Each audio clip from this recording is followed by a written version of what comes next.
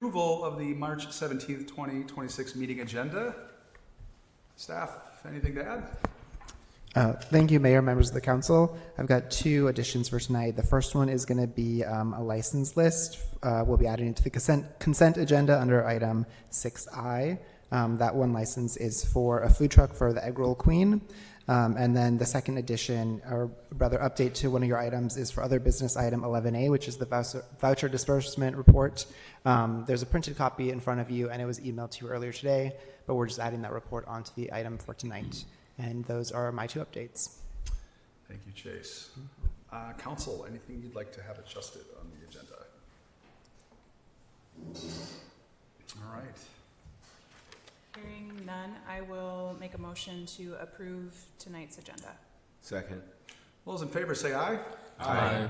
Those opposed say no or nay. Tonight's agenda has been approved.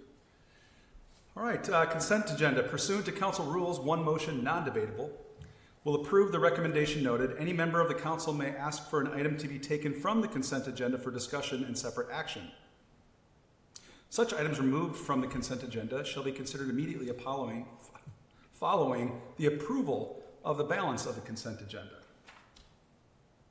Anything council would like to move around, pull out? Okay. I will make a motion to approve tonight's consent agenda items A through I. Second. All those in favor say aye. Aye. All those opposed say no or nay. All right. What did we approve? We approved the City Council meeting minutes for March 3rd, 2026. We approved the City Council work session meeting minutes from February 10th, 2026. We approved the City Council Town Hall meeting minutes from February 23rd, 2026. We approved the appointment of a commissioner to the Bassett Creek Watershed Commission. We authorized the city manager to execute an organized labor agreement twice, E is an F. And we approved Minnesota Human Services Innovation Grant, as well as the City Council review of body-worn cameras and automatic license plate reader systems, and a license list, which is item 6I. Moving on, presentation, Soul Smart Gold Award.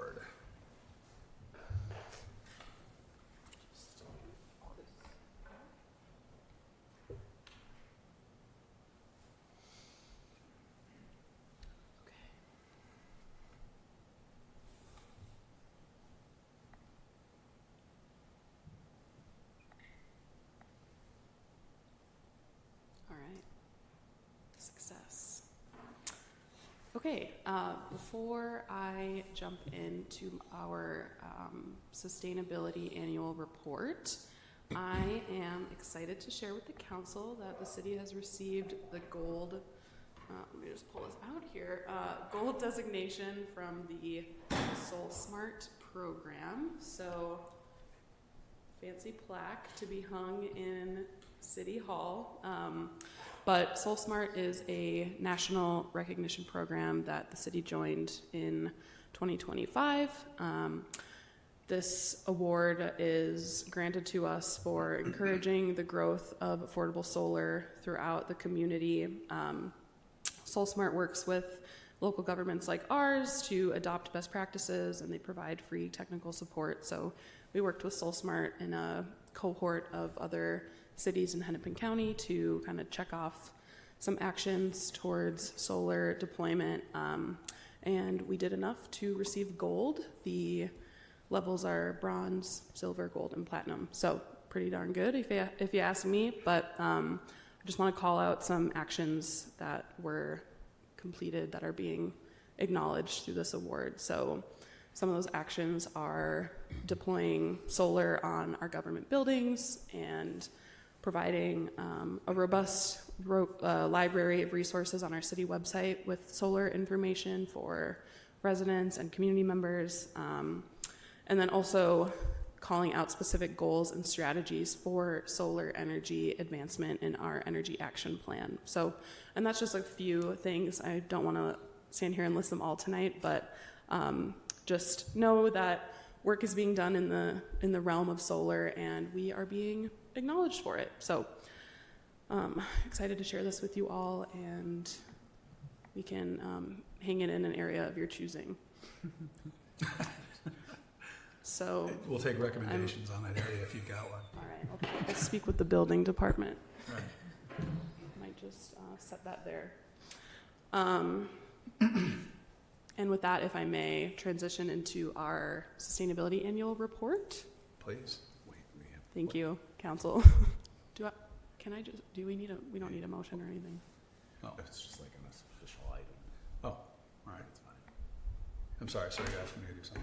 Well, that was presentation A. Oh, sure, yes, thank you. Like outlined in B. For those paying attention at home. So we're going to move on to presentations, items B. But before you do, I just wanted to say congratulations on that initiative. Thank And you. hey, the solar on the buildings, like I love that there's an ROI there. That's great for me.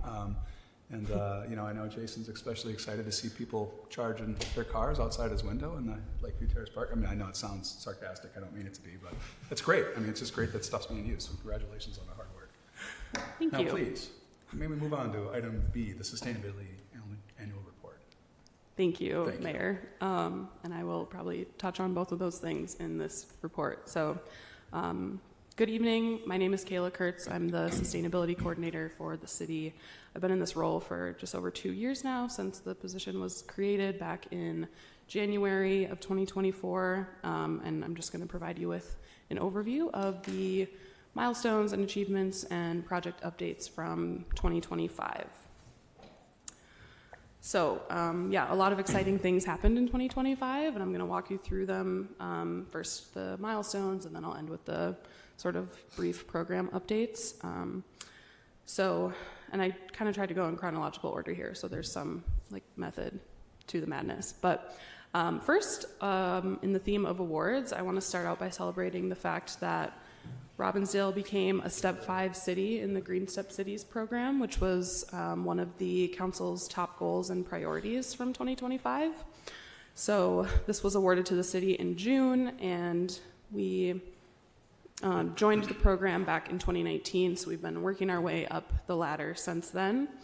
And as a refresher to the whole council and anyone listening, Green Step is a voluntary recognition program and challenge program that helps communities like Robbinsdale achieve sustainability goals. So we keep track from a menu of best practice actions and implement those actions, and then we also keep track of data and report on that data on an annual basis. And so seeing improvements in that data is what gets us to Step 5, and that's how we maintain Step 5 from here on out. So we'll continue to report on an annual basis and ideally maintain our Step 5 designation indefinitely. And another big milestone was the solar installation on City Hall in June of last year. So this was a successful completion of a solar on public buildings grant through the Minnesota Department of Commerce. We were awarded this grant to install a 40 kilowatt array on the roof of City Hall. Maybe when it's warmer out, we can take you up there and take a look at it.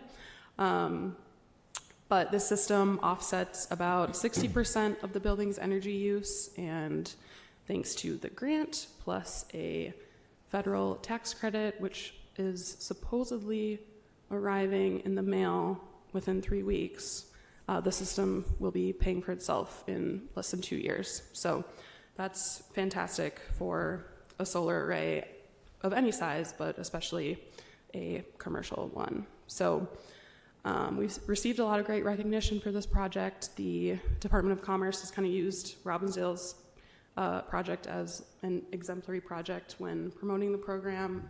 They're putting together a write-up about the project that'll be published soon. And then we were also invited to speak about the project at a solar industry conference. So I sat on a panel with our contractor from True North Solar, as well as the program administrator from Commerce, and got to put Robbinsdale's name on the map with a bunch of solar professionals, which was awesome. Moving on to some more capital equipment. In the spring of last year, we acquired the city's first electric fleet vehicle. This was a Chrysler Pacifica plug-in hybrid, which is utilized by our rec department. And we also saw the installation of our first city-owned electric vehicle charger. So this is a level 3 direct current fast charger that lives at Lakeview Terrace Park. We were able to install that through a partnership with Xcel Energy. So we supplied the charger itself, and Xcel supplied the electrical work and installation. So that was, and that was through their public charging infrastructure program. So it was a really great example of public and utility partnership at work. And like the council alluded to earlier, the charger has seen a lot of great traffic already. It went live in December, and we're averaging over 2 plugins a day, and it's generating revenue. So excited to see that, and we're excited to continue to and deploy charging equipment throughout the city.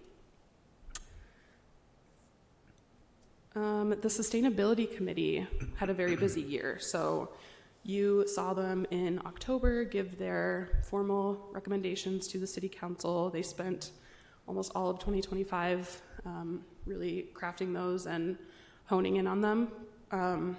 Those top priorities and recommendations that they presented were to continue, for the council to continue to support creative community engagement, to prioritize green space projects and such as turf grass replacement, and to also fund the planning and implementation of a Robbinsdale Climate Action Plan. And in 2026, we'll be busy, hopefully implementing some of those recommendations. But the committee was also instrumental in hosting the city's first annual compost give back, and that was a hit. We got a lot of positive feedback on that, and the compost was gone within a day. So we are looking forward to hosting another one of those this year in May. And the committee was also instrumental in planting a gigantic rain garden at the water treatment plant. So they took time out of their weekends and spent like all day on a Saturday planting with us. And then hopefully you saw them out and about at community events through 2025, tabling and sharing resources and talking with the community, which they will, again, continue to do this year. In November, the council adopted the Beneficial Electrification and Electric Vehicle Addendum to the Robbinsdale Energy Action Plan, kind of a mouthful. This addendum essentially continued to build out the Robbinsdale EAP with some additional focus areas and strategies specific to electrification of our buildings and vehicles. This just gives the city some more strategies and tactics to continue to tackle our energy goals. And it was, community-led and community-based, so we had some community workshops over the summer with staff and county staff, staff from both utilities, Xcel and Centerpoint, as well as some members of the Sustainability Committee, and then our amazing community facilitators. So this was monumental, and then hopefully in 2026, we'll start to see some progress on the implementation of all elements of the Energy Action Plan. And then I want to highlight our third ever Minnesota Green Corps member that's been serving with us. So Gwen, she started in November and will be serving through September of this year. I think hopefully you all had a chance to meet her at a recent work session, but she's been a fantastic addition to City Hall. She's a somewhat recent college grad. She's got a degree in biology, and also came to us with a ton of experience in compost outreach and education at the community level, and some forestry and solar work as well. And she's been instrumental in launching the organics recycling drop-off site, which you see pictured on the slide. This was just launched in February, so I won't necessarily get too much into it tonight. Happy to talk about it more if you have questions about it, but that's been Gwen's sort of main focus area. But she's also been working with our city forester and water resources specialists on a variety of other projects. And this is the first time that we've hosted a Green Corps member who's been like intentionally split between 3 different staff members. Typically they have just been under my supervision, but so far it's been a really great way to kind of, bust down some department silos and also expose Gwen to a wide variety of work and what, working in different departments is like too.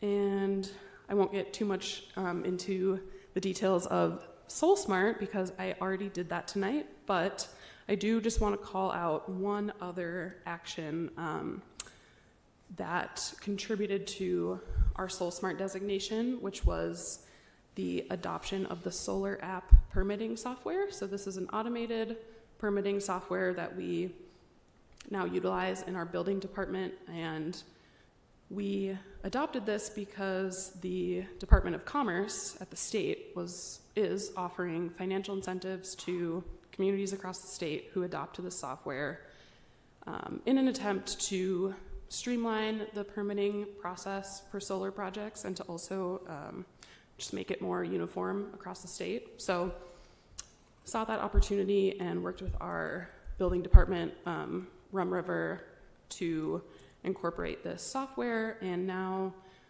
folks that are completing residential solar projects in Robbinsdale can get their permits essentially automatically online. And also thanks to collaboration with Rum River, we were issued a $20,000 check from the Department of Commerce.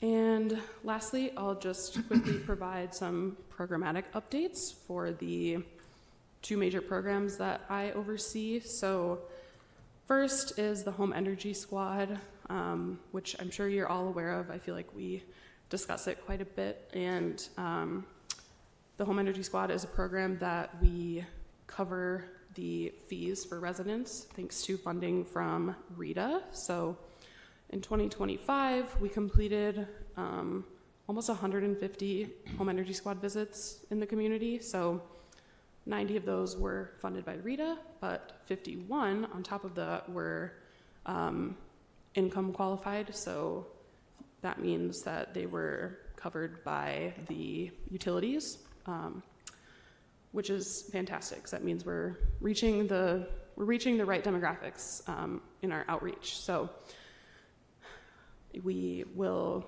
continue to promote Home Energy Squad in Robbinsdale, and hopefully we can just keep beating those annual numbers every year. Looking at the water efficiency rebate program, we issued almost 60 rebates in 2025, totaling, nearly $5,500 in utility bill credits back to our residents. This program cycle is coming to an end this June, but it's been historically so successful, and it's a great way to incentivize water conservation while also saving some money for our residents. So we intend to reapply for more grant funding from the Met Council this year so that we can continue offering the program at least for a couple more years. We were told to be brief tonight, so I will wrap this up, but just want to acknowledge that we've got a lot planned for 2026, and so just keep an eye out on the Birdtown Brief for upcoming waste events and trash pickups and things like that. We are awaiting grant decisions for I think 5 different projects, so could turn out to be a pretty busy year if everything works out in our favor. But we are also excited to deploy another EV charger here at City Hall. And of course, Gwen will continue her incredible work with us through August.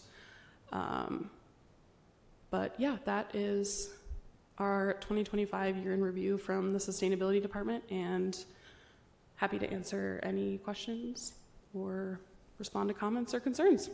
Great. If you don't mind, I'd like to ask a question. Okay. Okay, thanks.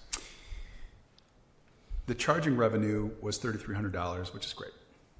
I think that's awesome. I just want to paint a picture here. So what did it cost us to install it, and is there an ongoing cost to operate it? Sure. So installation cost was covered by Xcel Energy. So Awesome. free to us. And That's other than some minimal staff time. Ongoing operations and maintenance is variable because we don't know what might happen to it. Mhm. However, we do pay for an annual sort of assurance and maintenance fee that provides us some security when it comes to unexpected events. I don't know off the top of my head, the price point for that, but I can let you know. Well, where I was going with this was that obviously, maybe not obviously, but I would assume the revenue that this is generating is far exceeding, one, what it costs us because that was free, and maybe what the maintenance might be for it on an annual basis. Would you agree? Yeah, could you repeat that? Sure. Is the revenue that this generates and projected to generate a better, like, are we getting an ROI from that, right? So it's yes. outpacing what the maintenance would be. Yes, indeed. That's great. A lot of thought and conversation went into setting the rates for the charger, and we took into consideration the, unexpected maintenance fees, any annual subscriptions, things like that, and fully intend to capture that any revenue from charging to then put back into either deployment of new chargers or replacing these at the end of their life, or covering any unexpected maintenance. That's awesome. That's really great. Thank you. Anybody else have questions or comments? Yeah. Councilmember Parisian. Thank you, Mayor. Thank you, Kayla, for the presentation. This is super impressive, and I think it's a really great look back at 2025, and all of the things that you covered don't happen by accident, and they happen with a strategy, a lot of planning, and a lot of work in the background. So I wanted to say thank you for all of that. I also really appreciate the 2-pager that was included in our materials. I think this was such a nice summary of everything that you also shared tonight. And I also wanted to inquire, for the sake of those who are here tonight or listening and might be interested in joining the Sustainability Committee, can you talk a little bit about how folks can get involved if they wish? Yeah, absolutely, and thank you for those comments. The Sustainability Committee is, welcomes and encourages folks to come and participate. We are essentially always accepting new members.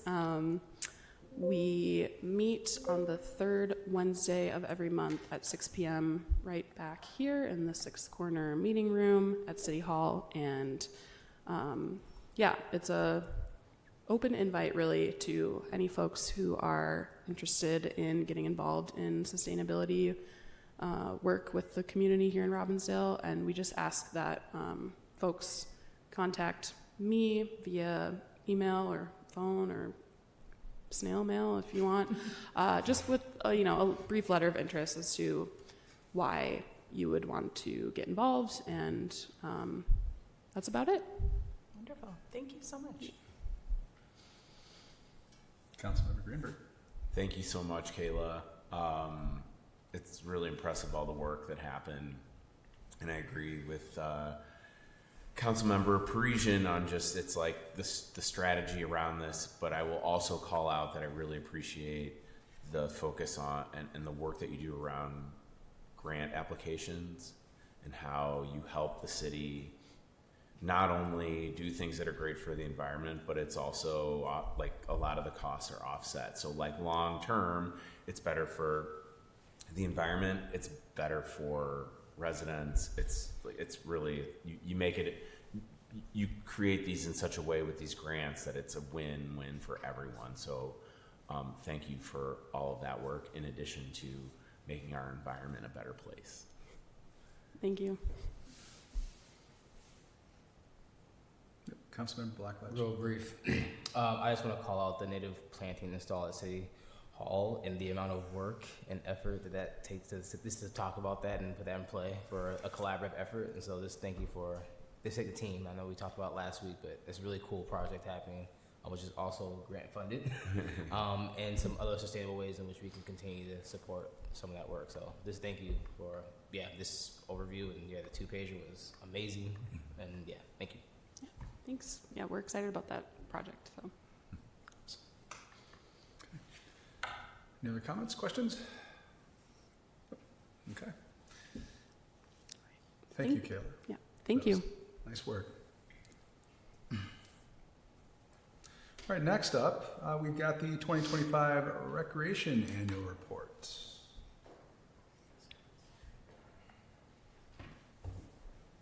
I tend to flail while Drop it, don't drop it. I will absolutely knock it over. All right, hold on while I get plugged in. It's always nerve-wracking following quality such as Ms. Kurtz, so I will do my best, though. Let's see what we got. Mr. Mayor, may I ask a question? Of course. In our materials, there was a suggestion from staff that we take advantage of a photo opportunity with the award. So perhaps while Matt is setting up. Yeah. Thanks for calling that out. One more question. Was there a motion needed to accept the award or no? Okay, sounds good. Thank you. Thanks. Good call. Good call. Yeah.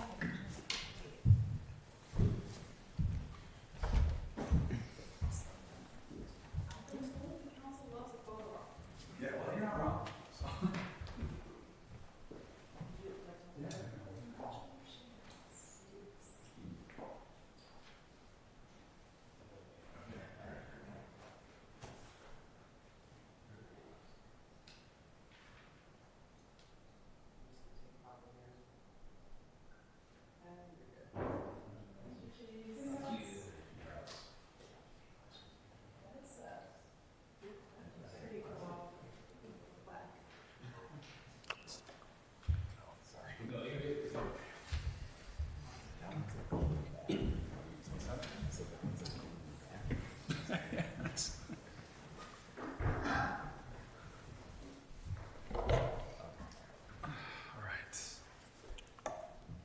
Matt, you're ready.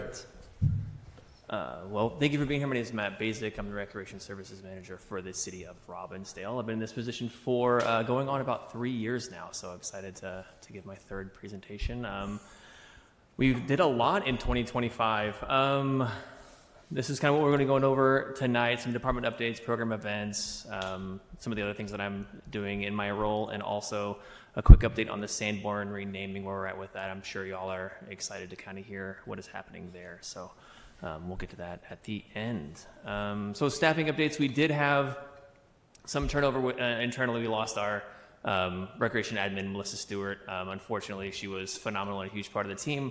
After some reshuffling of duties within the city, we acquired a new part-time position, the program associate. Her name is Emily Hagman. She comes from some internships with Minnesota United and the University of Minnesota, and she's also the Simile High School lacrosse coach. So excited to have her on staff. She's doing a whole host of things, ranging from special events, sponsorships, community garden, overseeing building rentals and additional program support. So she's been a huge add to the team. Excited to have her.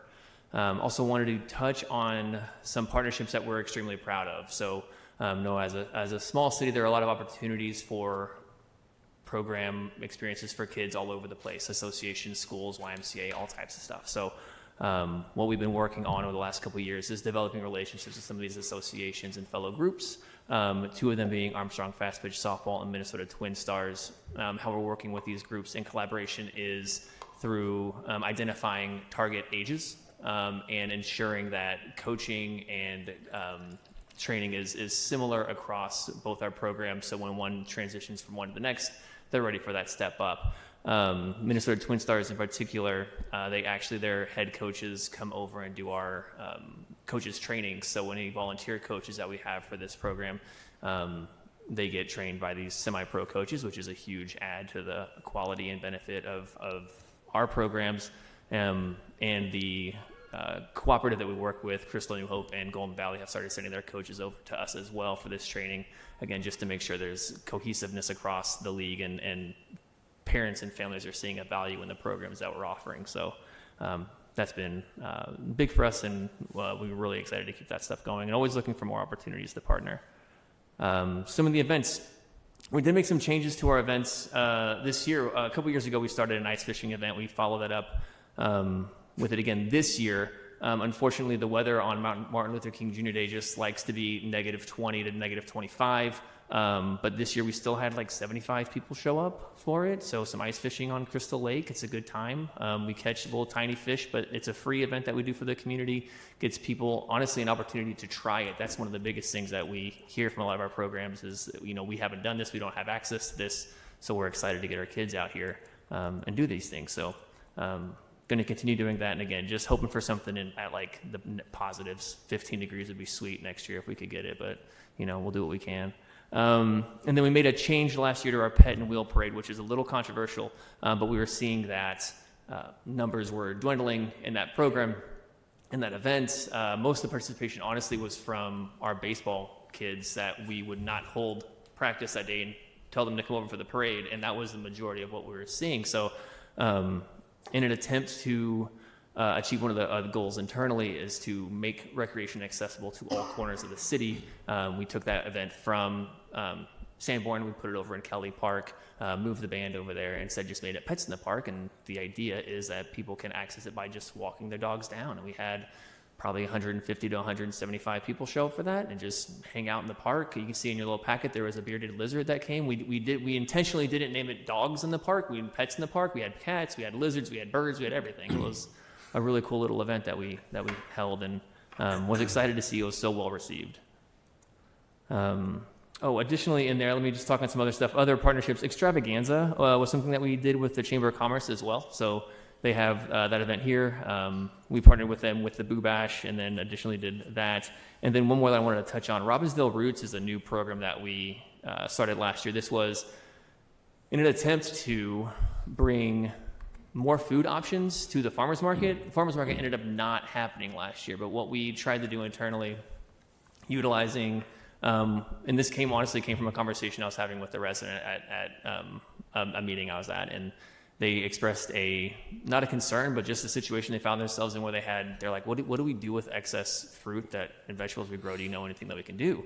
And we were already doing a food program through the city, and so I had the idea of connecting them with this farmer who does educational things, and we created this program where we were trying to teach them the commerce side of being in farmers markets and how to move from growing your own stuff to selling your own stuff, right? And so we had, I think it was like 16 people sign up for this program, and they grew their own food, and the intention was to sell it at the farmers market. Yields last year weren't what we thought they were going to be as far as when we were taking the crops in, but we had a couple of days downtown. What we ended up doing when the farmers market didn't come back is we organized it to where we could sell downtown at the little plaza down there. And we had a couple of days last summer where they came and sold their food downtown. So we're doing that again this year. Really excited about it. That actually brought a lot of attention from Hennepin County to expand our community garden program, which we're looking at doing this year. We always look to that anyway, but specifically for this program, and to also continue this program in the education side of it. So we're excited to keep that going. And then going into just some of the other stuff that I have on my plate going forward. As you know, the Parks Master Plan was accepted a couple years back, and now we're going through that, trying to do it as strategically as possible. So last year we added a new playground at Manor Park. That got put in at the end of October. It was finished, and we're going to be coming back in the spring to finish up getting some rubberized surfacing in there.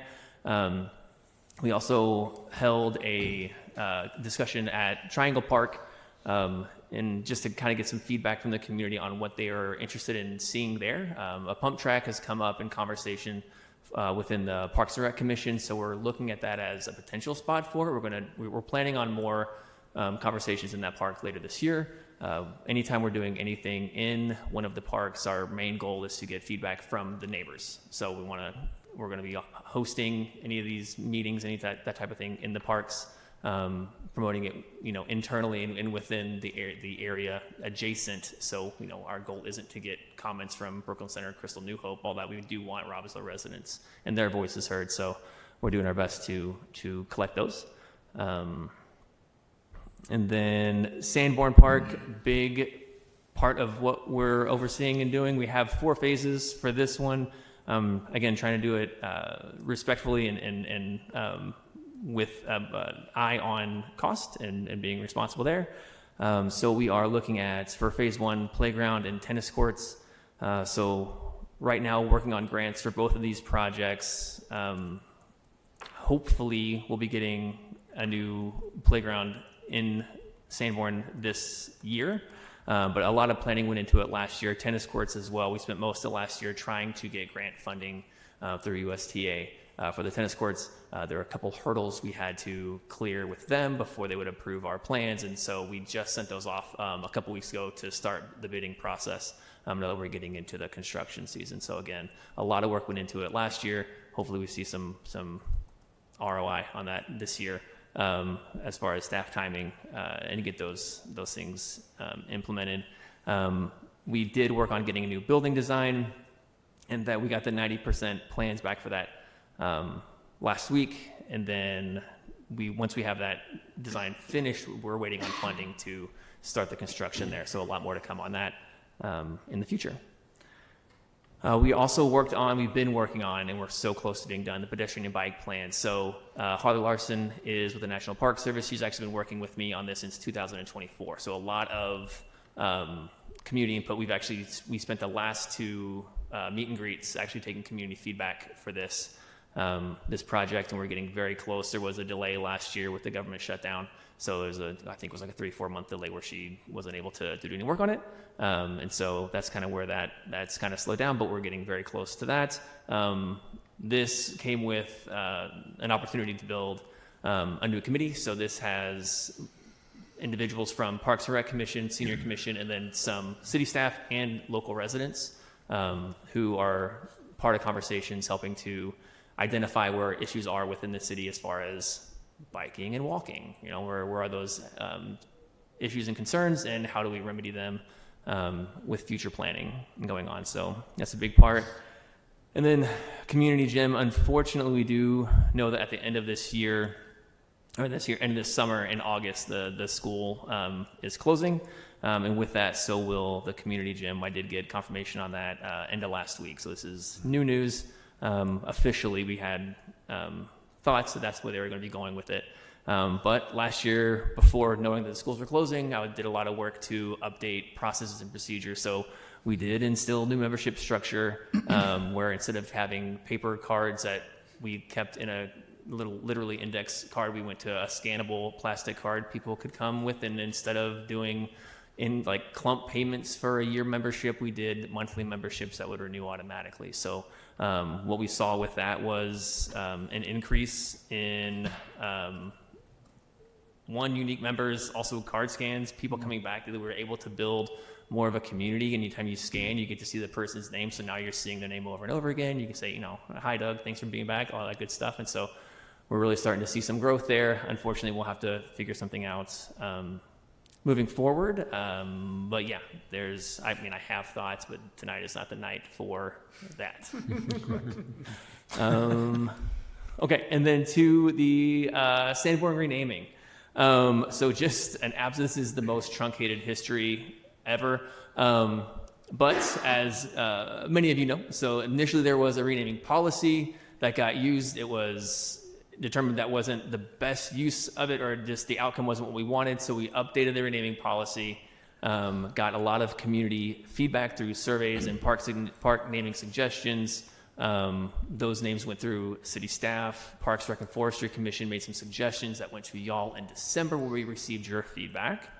The direction that we were given was to utilize native language and a name the Dakota language to either name or co-name the park. The individuals that I had been working with at that time, like right after I got the feedback from y'all, were going into holidays, and so it was hard to get any feedback. And then January happened, and we all know all the, situations that were happening in Minnesota. So the individuals I was talking to were also dealing with that. And so I didn't actually hear back from them until literally about 2 weeks ago, when I honestly had given up. I started making calls to other people, and then they got back to me. So I have a lot of, not a lot of stuff, but what we're going to end up doing is, so I had contacted the Shakopee Mdewakanton and Sioux community. One of the recommendations that we had was to contact our local tribes, get some direction from them. They requested an official letter of support from us, so internal staff are going to work on that, get that out to them. We were told they could find it interesting and choose to participate or not.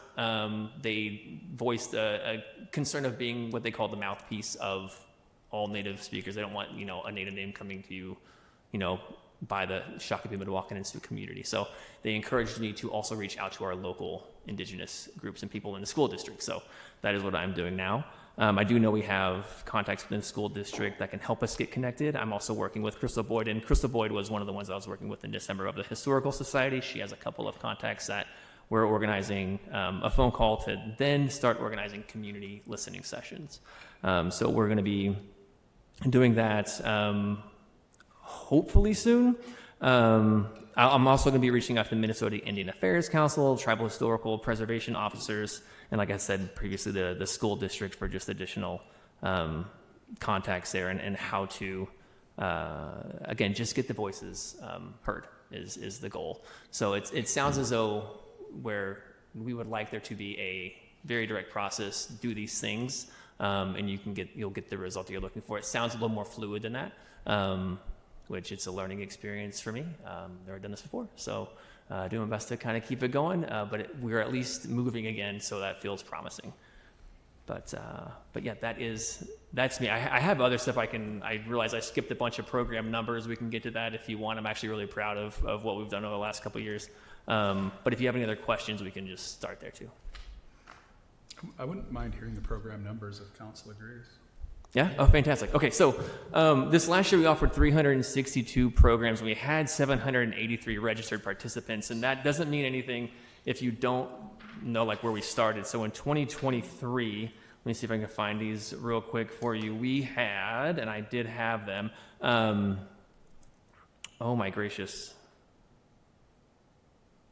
Nope, I had them. Sorry, friends. We offered in 2023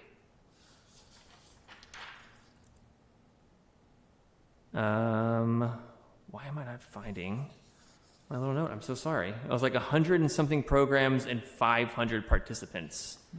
So we are, there they are, 145 programs and 599 registered participants. So we are up, nearly 200 registered participants and nearly 200 programs offered to the community. So that's exciting. We offered 2 free programs throughout the year, yoga and laughter yoga. The yoga, last year we saw 478 participants, which is, again, a free thing that we do every other week. Actually, it's on Wednesdays and Saturdays weekly. What am I saying? Laughter yoga is one that's every other week. And this is one specifically, it's not specifically for the seniors, but it's a weekday, daytime event. So we're seeing mostly seniors come to that one. But we had 118 participants there. So that was really exciting. I kind of charged Will Cardenas, our community engagement coordinator, with finding new things to do for our seniors. We're seeing that senior residents didn't have a ton of opportunities within our community to engage in recreation. We're still finding some challenges because we don't actually have a space for them to collect. We have Manor Park, we have City Hall. That's really what we got.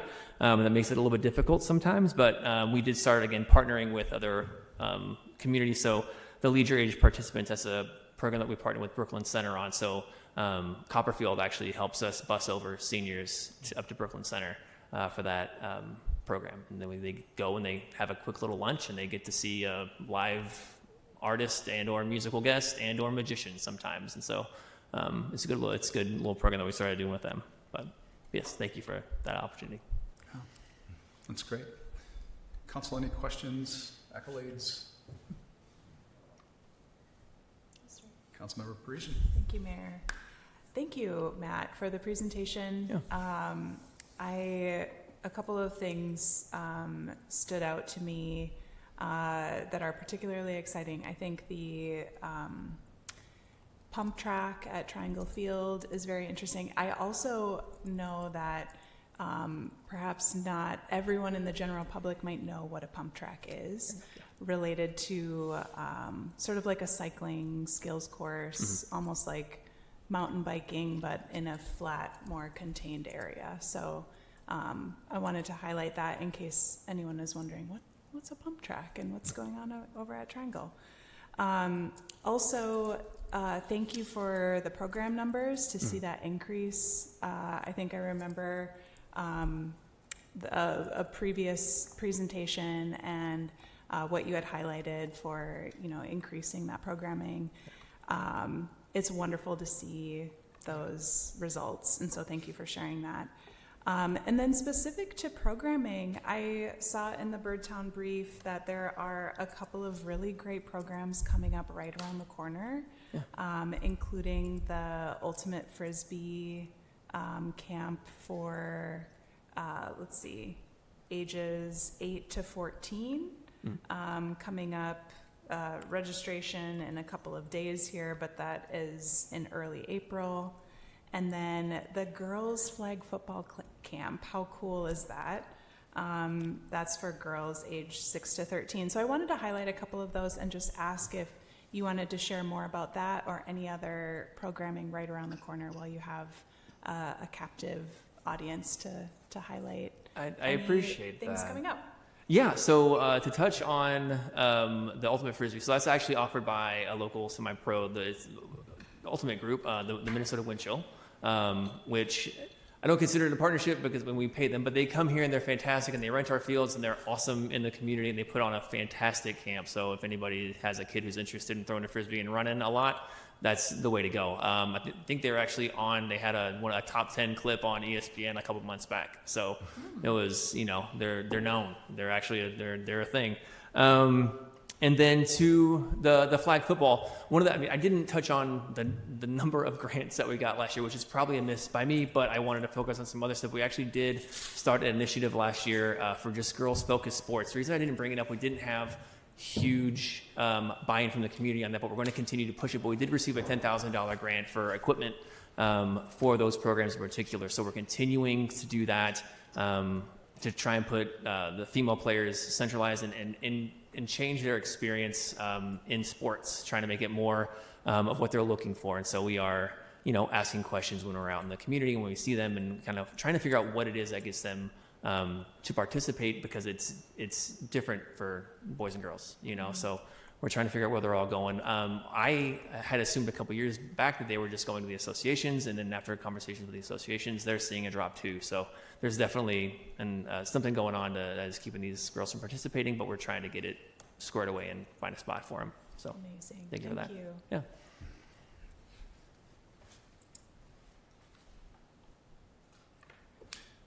Yes, Councilmember Blackledge. Yeah, just real quick. Pump track sounds awesome. I know I have kids who love pump tracks. We travel around to find them, so this would be awesome to have one here in Robbinsdale locally. Outside of that, just want to highlight the magazine that we have as well too. It offers, there's so many different programs, so many different things that your kids and yourself that you can get involved in, and I just really want to say I appreciate that. And also a recent call out as well too that you made to me personally. So thank you for that. As far as some of the programs availability for my kids as well too. So and for myself. So thank you for that, and hope people can really look at that and take advantage of all the amazing offerings you have. And I've known Matt for quite some years, and I know you are one dedicated and intentional around creating spaces and opportunities that are really efficient, effective, and are lifelong and lasting as far as experiences. So thank you for that. I appreciate that. Yeah, the Parks and Rec Commission has been very integral in directing our decisions within our parks to have different experiences at our different parks. So one of the main things that they have been doing since I started, one of their biggest things is allowing residents to have a different experience at our different parks. So that's why Pump Track, which again, people don't know what that is. We are looking at like an entry level pump track for the younger kids. We don't want anything too crazy, and definitely something that fits within the space. But it would be a different experience. And to Councilman Blackledge, the biggest challenge is getting parents out of their habits. We all have places we go to sign our kids up for things, and that's always on a schedule throughout the year. So we're really trying to be intentional on how to educate others on that we are here. We have high quality programming. So anyone listening at home, talk to your friends and families and sign your kids up. Mm-hmm.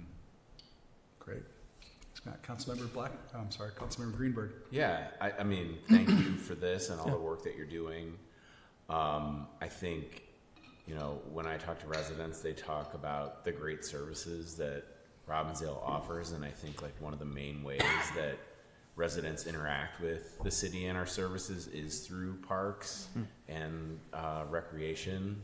So I think that's a testament to the work that you're doing, that our residents are taking advantage of it, that they appreciate it, that they find it a great service. So I think that that's really important. But yeah, all the things that you're doing, there's so many different areas, whether it's parks, the amenities at the parks that we've seen changes and new things available, which is great.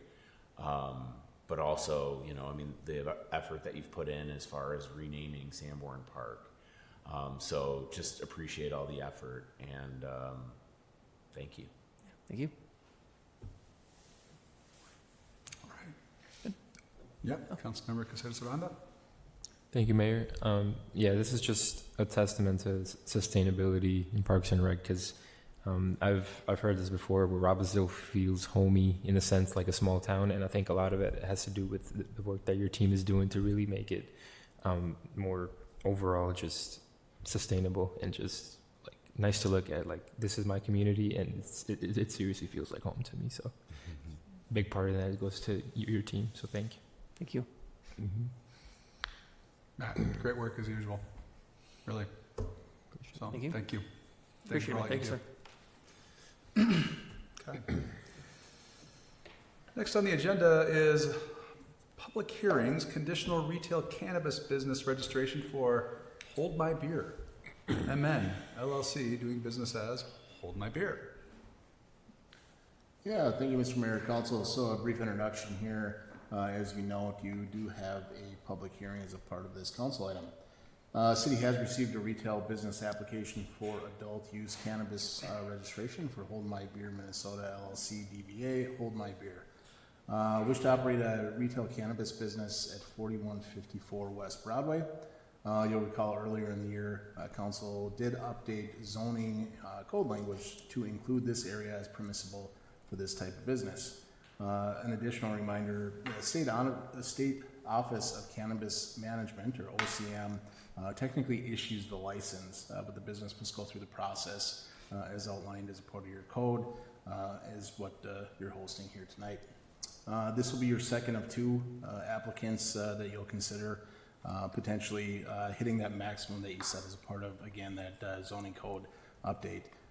Would note that the limit of two does not include businesses applying for low potency hemp, a different type of licensure, and want to again remind council and the public that given the state ultimately licenses these businesses, what the city doing here tonight is really just giving direction that the applicant meets requirements through zoning, business, and public safety regulations.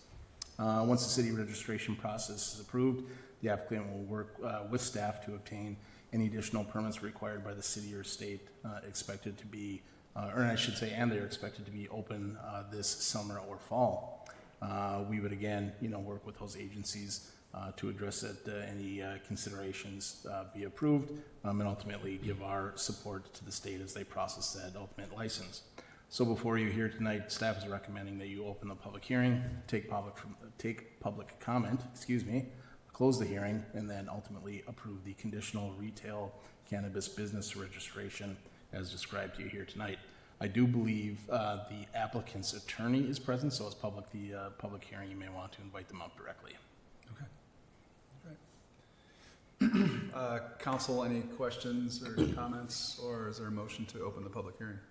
I have one question just to clarify. Please, So, Councilmember Greenberg. in the packet, there was an example of other businesses, like in Maine, the pictures, which had a different name than what is showing as like the DBA. And so I'm wondering if we can get, if you have clarity, or if part of this process we could get clarity on like what the name of the business is.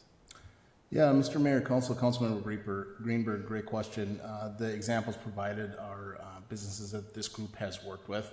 Again, I would defer to their attorney. Okay. Other comments or questions? Is there a motion? I will move that we open the public hearing. I second. All those in favor say aye. Aye. Those opposed say no or nay. All right, public hearing is open. Would anybody like to come up and make comment? Perhaps the attorney. Good evening, Council, Mayor. I'm in a bit of an awkward position because, yes, I am the attorney representing the applicant, but they primarily are using the attorneys they are using with their Maine, state of Maine businesses. So this is a relatively new matter for me, so I will do my best to answer your questions. And unfortunately, I do not know whether they're going to keep that name here. I think that, to my knowledge, it hasn't been determined. Okay. So I would just ask that you approve this. It seems that your staff is recommending approval. As far as I know, we satisfy all of the zoning requirements, and I'm happy to answer any questions. I will do my best. Council, any questions? That's the question. Please do. Councilmember Parisian. Thank you, Mayor.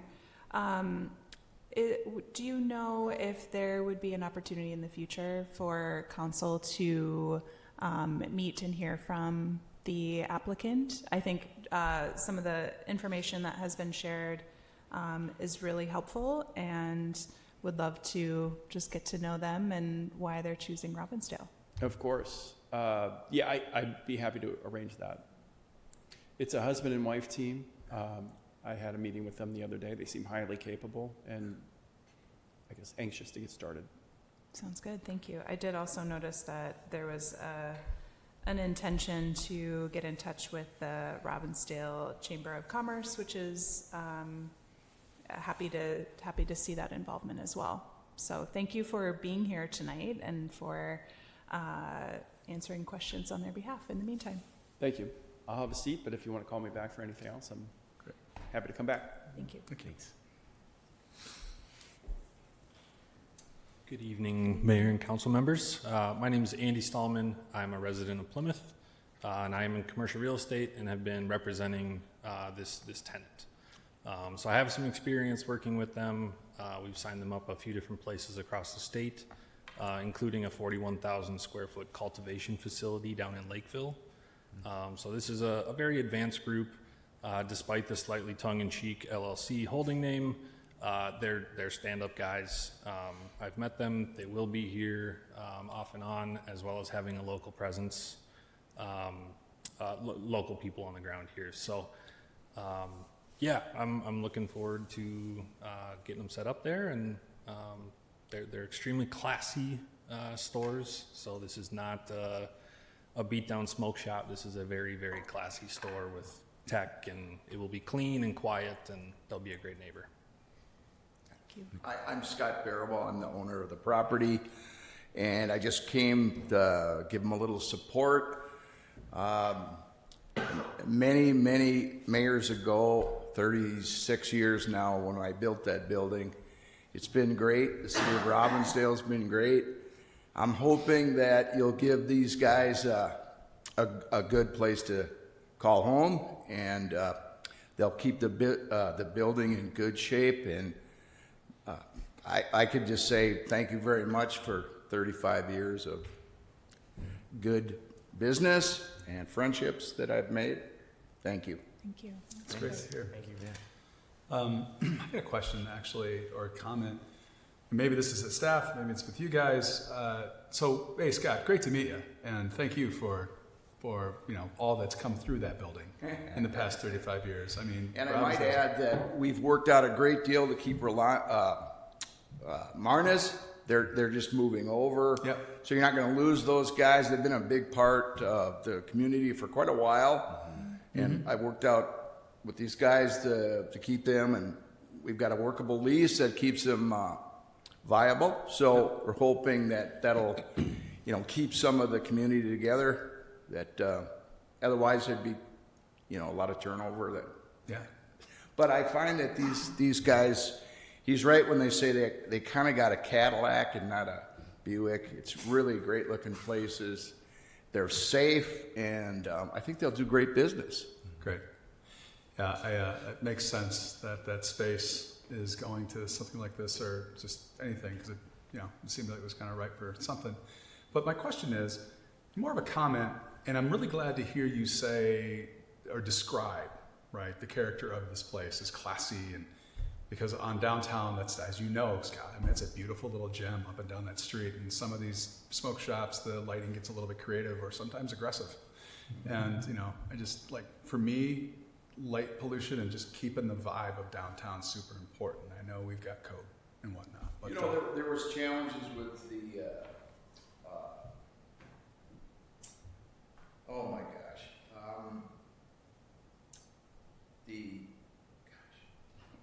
just down the street. another business? Yeah, Brewery? not the brewery, just down the street. It's help me out here. Minnesota Makers. Haircut, top right. The I've just lost my train of thought. But you know, Pigs started in Yeah. our building. Yeah, I know that And well. then they took and worked with you guys, and they got their own building, and haven't they been great? Yeah, they've been great. So, I think these guys will have the same kind of effect. Cool. And the numbers that they project is going to help everyone. There's going to be a lot of people coming, a lot of people going, a lot of people wanting to stop and have something to eat, do some shopping. And you're right, it's from 35 years ago, it's really come a long way. It really has. has. It really has. To add some context to that, so they expect somewhere between 100 and 200 customers per day. So it's a lot of traffic in and out past Marna's. It's traffic that's parking, you know, typically behind the building, so it's not a huge infringement on traffic flow. And as far as the name goes, I believe it's going to be either Highly Canico or Rugged Roots. Those are the two. Great. And all three of the brands, like their highest or their fastest growing segment is actually adults over the age of 55. So it's interesting to see now that it's legal, all of a sudden anybody can go in there, and it feels a little strange the first time, but they're great little businesses, and yeah. And I own a farmer's market downtown Minneapolis. We're putting in about a $6,000 square foot dispensary, production facility. And so I'm hoping that we get the same kind of tenant you're getting. So anyway. Cool. Thanks. And I'm sorry, I know there are a few comments and questions here. Councilmember Casas-Aranda. Thank you, Mayor. I do have a couple comments.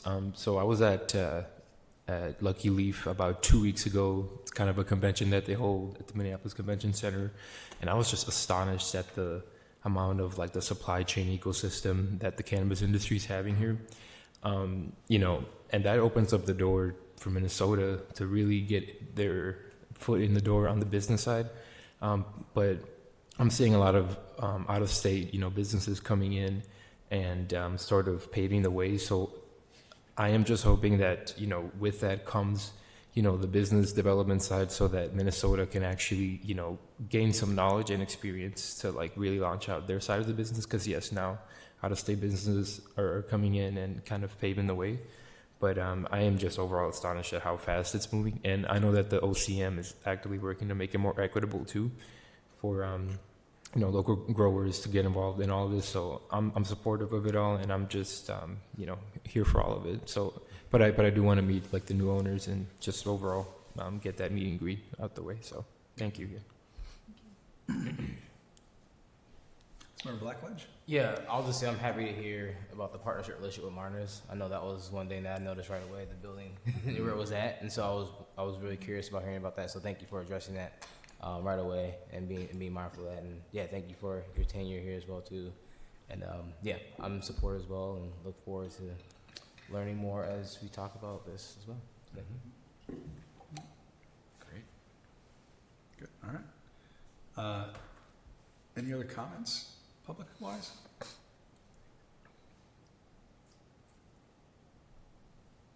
Hearing and seeing none, Mr. Mayor, I will make a motion to close the public hearing. Second. All those in favor say aye. Aye. Those opposed say no or nay. Public hearing is closed. Thank you again, gentlemen. Any other questions, or is there a motion to approve? I can make a motion to approve the conditional retail cannabis business registration for Hold My Beer MN LLC DBA Hold My Beer. Second. All those in favor say aye. Aye.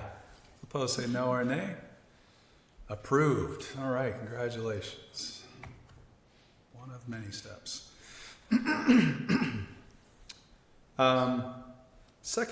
We're now moving on to old business here. Second reading of an ordinance related to the administration and employee authority in immigration matters. Thank you, Mr. Mayor, Council. Staff will give a brief introduction for your second reading here. I know something we've discussed extensively, and I'm sure Council has some input they want to give. In January, the City Council discussed actionable items related to Operation Metro Surge and directed staff to draft ordinance language related to administration, employee authority, and immigration matters.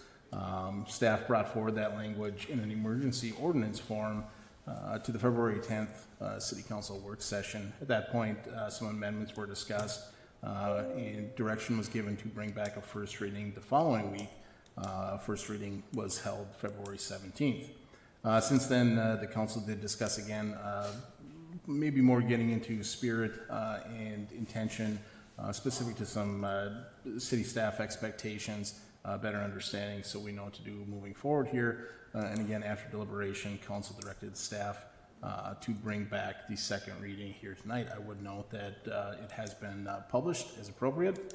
Per your chapter 3, per your charter, would note that this goes into effect 30 days after its publication, and staff is making a recommendation that it be added to chapter 3, specifically section 330 as a part of your code. Ultimately, the recommendation is to motion hold a second reading to adopt ordinance number 26-02, an ordinance adding new language to chapter 3, section 330, relating to administration and employee authority in immigration matters. Of course, again, I'm sure council has much to discuss, but staff is, as always, happy to respond to questions, comments, or concerns. Right. Council, any comments, questions, motions? Yep. Councilmember Parisian? Thank you, Mayor. Thank you, staff, for the presentation. I'll be brief tonight. I know that the council has discussed this since January. So my stance on this is that this ordinance provides clear, practical guidance for how the city uses its resources and ensuring they remain focused on serving our residents. It reinforces our commitment to public safety by maintaining the trust between community and local government, which is essential. I also believe the ordinance strikes a thoughtful balance. It respects federal authority while clearly defining the city's role and responsibilities. And it gives city staff the clarity that they need to do their jobs confidently and consistently, especially in complex or high-pressure situations. So I do want to thank the members of the public who have been showing up and for your engagement, from everything from Human Rights Commission meetings to work sessions to our town hall to our council meetings. Your input and perspectives helped shape a stronger and more responsive policy. And I also want to thank the staff for their work in thinking through how this can be operationalized in a practical and responsible way. And then finally, I want to thank my colleagues on the council for robust and respectful discussion on this. That we've come a long way to the second reading with clearer, more refined ordinance. So for all of these reasons, I am more than happy to support the adoption of the separation ordinance. And following other council discussion, I am also prepared to make a motion in reference to the LGBT plus language in order to make that language more inclusive. So that's all for me for now. Thank you. Other comments from council? I can, Yeah. Councilmember Greenberg? Yeah, I mean, I think, I guess just from my perspective, I started this out with having concerns, and I think shared those, and they came from a place of concern for like the risks that the city would be exposed to. And as we went through the process and had conversations, I think I felt more comfortable with not only, you know, from our city attorney perspective, but also just in understanding from council members' intention. And I think our city manager spoke to the spirit of what we're trying to do. And I think from my perspective, I do think, I mean, there was a lot of conversation around the amendments, and I think understanding clearly that that it's not designed to be, those aren't designed to punish anyone or create fines or create fear or go after anyone. And city staff made me feel comfortable that just moving forward with the way that we had it, as opposed to separating those amendments out and extending this process, made me feel more comfortable with what we were going forward in a search for consensus. So I'll just say I really appreciated the process with my fellow council members and the discussions that we had, which not only shifted my perspective, but also just put me in a place where I feel comfortable supporting this, even though I expressed concerns initially. So I am also in favor of supporting this. And I do have to say the amount of, civic engagement and community engagement was definitely powerful. And I think I talk a lot about how I want people to feel empowered and to use their voice. And that was obvious by the Robbinsdale community. So thank you for that as well. Yes, Caceres Aranda? Thank you, Mayor, and thank you, staff, fellow council members, Mayor. I would just say, I'm in favor of the ordinance. I was just, blown back by the amount of civic engagement that we got, particularly on the town hall. And yeah, these are times of crisis, and essentially, and so just thank you for staff and, my fellow council to work with us, get some good feedback. But yeah, strong separation ordinance also improve public safety. So I definitely agree with Councilmember Parisian's points of why we need this. They also just create more trust in local law enforcement when we can actually work with them, no matter what our immigration status is. So I think it just overall strengthens the trust in city and local law enforcement, which I like this iteration of the ordinance as it is. But yeah, thank you again so much, staff, council. Councilmember Blackledge, anything? I mean, you got it. No, I think everything's been said, so I co-sign with my fellow council members, so thank you. And I will just say this, Councilmember Parisian, thank you for the continued push and the continued way in which you went about that. I hope it speaks volumes to our community about how we show up as council. And then, like I said, once again to the community as well, too. Thank you for the continued conversation and dialogue. And I hope you recognize how valuable your voice is and what we make, decisions that we talk about and make. So thank you for that. Hope that continues as we move forward. Okay. Well, I have a few words, and I'm typically not one to write statements, but when words need to be measured and important events like this are at hand, I think it's important to just get your thoughts correctly. So, sticking with decorum, this will be less than 5 minutes, I promise. But if you were in the work session last week, you would have heard me say this has been this journey. This ordinance has been a journey. For me, Minneapolis passed it, long before we did, and it didn't stop Metro Surge. I met with other mayors after Metro Surge began, and relatively few were in the throes of wanting to pass something like this. And then after a little bit of research, I think we're one of 5, 6, just a handful of metros or cities out of 148 cities in the Twin Cities metro area. We knew from our city attorney and our city manager there was potential for legal risk and cost, which gave me concern because it's the taxpayers that pay for that. And that reality weighed heavy on me because in December, I sat in this room and we heard from residents who were feeling taxed out of their homes, some on fixed incomes and with tears in their eyes. And from that night on, my mission was to ask a very serious question of myself is, what do we really need versus what do we want to have? And in that context, this ordinance has always raised hard questions for me. The truth of the matter is the city wasn't doing anything wrong before. By policy, we are not cooperating with civil immigration enforcement. Our chief publicly stated last year that our police department would not enforce federal immigration law. And as we've discussed, no city ordinance can stop federal immigration enforcement from actually happening. Federal agencies can still operate under their own authority in our city. They can still act on information they have already received from other sources. And when they have a valid judicial warrant, subpoena, or legal mandate, our staff has to comply. All of this is why the ordinance initially felt performative to me. It doesn't flip a switch that suddenly makes federal enforcement go away or change the way we treat our immigrant residents. We continue to treat them the way we always have. But I also remember sitting in this room in the fall of 2024 for the municipal consent vote.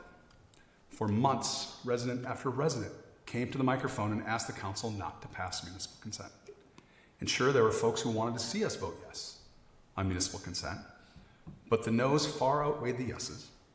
Online, on the campaign trail, in this room, in survey. The city's own survey came back overwhelmingly against municipal consent.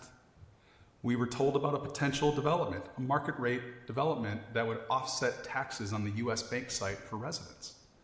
And yet, when it came time to vote, council voted yes, and that stuck with me. Because this city is not about us who are up here, it's about you who are out there. And my personal views and our personal views should not supersede yours. With this ordinance, I've seen something similar but different. A well-organized group of residents, some of whom work closely with immigrant communities, showed up in numbers, spoke with passion, and asked us to act. Outside of this room, I've heard concerns and skepticism, but I have not seen the same level of opposition or turnout that I saw in this room and in that workroom many times. So I had to ask myself if the city's been acting appropriately, and I don't think this will stop federal enforcement, and I don't think anybody does, but why would I support it? And my answer is this. It takes what we already do, keeping Robbinsdale focused on local services and not civil immigration enforcement, and puts it in writing so that staff, residents, and future leaders know the rules. It gives our employees clear authority to say no to voluntary civil immigration requests unless there is a warrant or a clear legal requirement. And it responds to residents who organized, who showed up and asked for formal commitment, not just verbal assurance. I still see the limits. I still see that not by itself, it's not going to stop federal enforcement actions in Robbinsdale, but I have weighed the risks and I have weighed the rewards, and I keep coming back to that municipal consent lesson. When residents speak clearly and organize around an issue that is within our power to act on, it is our job to listen and take that seriously. So tonight, I too will support this separation ordinance because, and not because I need the ordinance so people trust our staff, or I trust our staff, or our chief, or our police department, and not because it solves really policy at a federal level, but because I've heard residents and I understand what this ordinance can and cannot do, and I believe in this case it makes more sense to support you, the residents, than to protect my own comfort. So that is why I'm a yes. So, thank you for indulging me. With that, is there a motion or any other comments? There are no other comments. Mr. Mayor, I would like to make a motion to approve the second reading and adopt the ordinance number 26-02, which is an ordinance adding new language to Chapter 3, Section 330, relating to administration and employee authority in immigration matters, as amended to include a correction of language in Section 330.01 from, quote, LGBTQ plus people to, quote, LGBTQIA2S plus people. Second. Okay.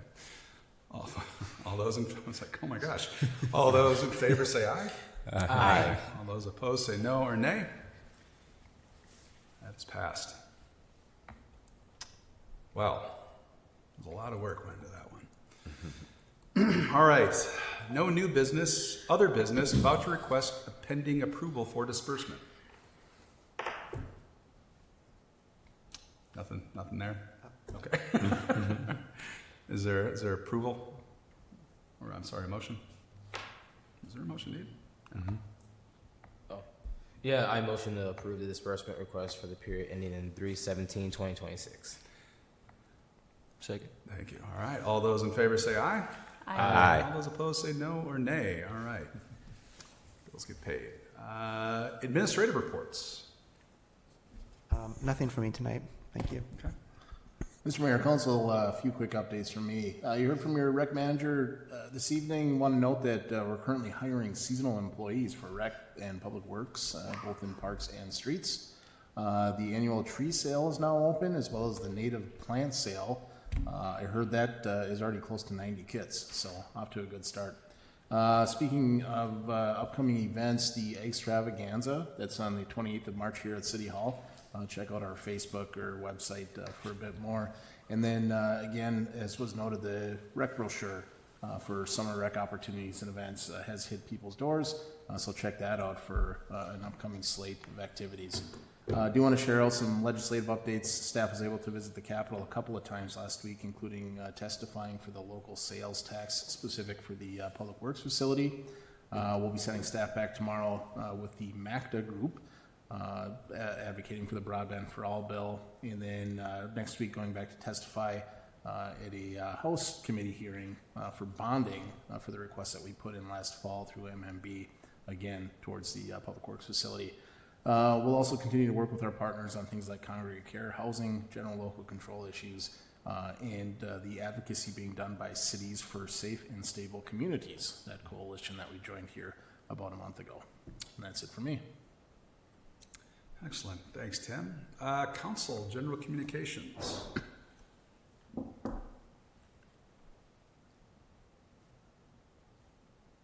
Wow. I have one. Okay. I mean, look great, but Just as we're transitioning from winter sports to spring sports, just want to give a quick shout out to all the new activities going on, all the different seasons and athletics happening for students. And as always, just continue to say hi to your neighbors and just checking on people as you move forward. That's all I got. thank you. All right. All right. Okay. All right. We're talked out. Well, with that, let's have a motion to adjourn tonight's meeting. Second. No, you can make the motion. Oh. You can say You so. please make the motion. Oh. I make motion to adjourn council session for today. Nice. Second. All those in favor say aye. Aye. Those opposed say no or nay. Meeting adjourned. Thanks.